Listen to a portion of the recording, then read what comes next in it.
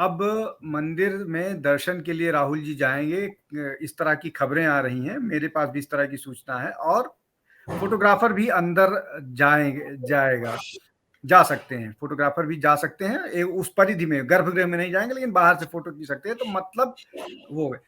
तो मैं आपसे ये जानना चाहूँगा, क्या ये पटाक्षेप है, मामले का खत्म है? मतलब इस खत्म का मतलब ये मामला अब इसको बंद माना जाए, चीज़ें स्मूथ जाएँगी या ये चीज़ें चलती ही रहेंगी?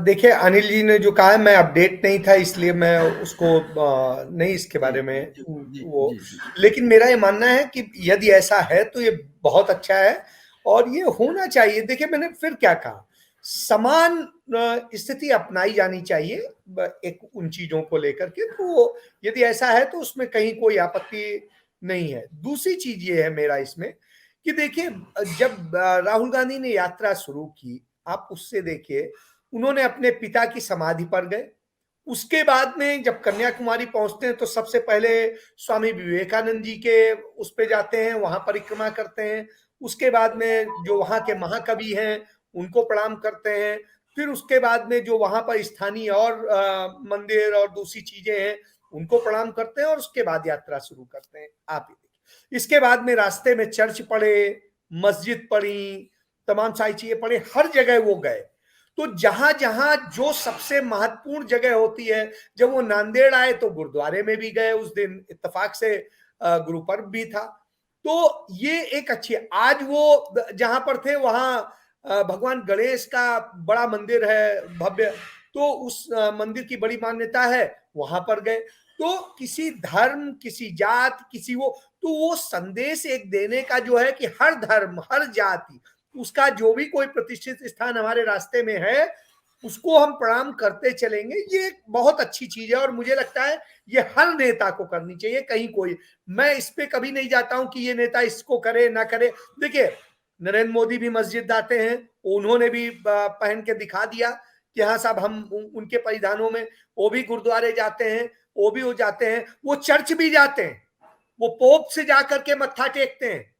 तो साहब ऐसी स्थिति में चर्च गुरुद्वारा, तो ये अच्छी चीज है, मैं इसको खराब नहीं मानता हूं, मोदी जी ने भी ये सही किया। लेकिन यदि राहुल गांधी करते हैं तो आप उसको फिर केंद्रित करते हैं। अरे साहब वो तो पहले से करते आए हैं, राहुल गांधी तो मानसरोवर की यात्रा पैदल कर चुके हैं, क्या और किसी ने की है? राहुल गांधी ने पैदल अमरनाथ की यात्रा की है, किसी ने की है? राहुल गांधी ने पैदल केदारनाथ की यात्रा की है, किसी और ने की है? तो सबसे बड़ी चीज है, सब हेलीकॉप्टर से जा रहे हैं और उस समय उन्हीं की सरकार थी जब ये यात्राएं उन्होंने की हैं। तो आप इससे समझ लीजिए कि सारी सुविधाएं मिल सकती थी, लेकिन उन्होंने वैसे किया।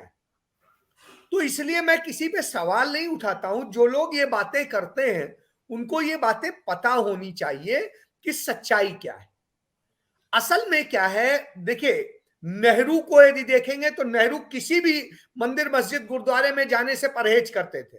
वो कहते थे मेरे लिए धर्म निहायत निजी विषय है और इसका कोई मतलब नहीं है, और वो उस पर बहुत वो नहीं करते थे, और वो नवीन मंदिरों और उसकी डेवलपमेंट और जनता की बात करते थे।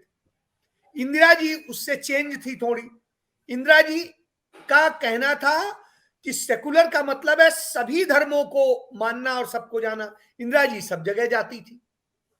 इंदिरा जी वाली लाइन को लेते हुए राजीव जी भी सब जगह जाते थे, और सोनिया जी भी गई हैं और प्रियंका जी भी गई हैं और राहुल जी भी जाते हैं। राहुल गांधी तो शुरुआत से ही जाते हैं, वो अपनी दादी से ही प्रभावित थे। तो इन सब स्थितियों में एक चीज है कि जब ऐसी हो तो कहीं पर इस तरह की राजनीति, चाहे पक्ष की सरकार हो चाहे विपक्ष की हो, नहीं होनी चाहिए।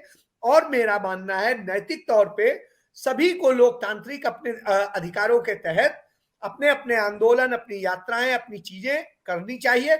अशांति नहीं होनी चाहिए, इसको सुनिश्चित ठीक, करना चाहिए सरकार को। यही एक अच्छी चीज होगी और ठीक। यह एक स्वस्थ परंपरा है। और आप हमसे जुड़े रहने के लिए सब्सक्राइब करें YouTube पर, फॉलो करें Twitter पर और लाइक करें Facebook पर। और ज्यादा जानकारी के लिए आपको टाइप करना होगा सिर्फ न्यूज नशा।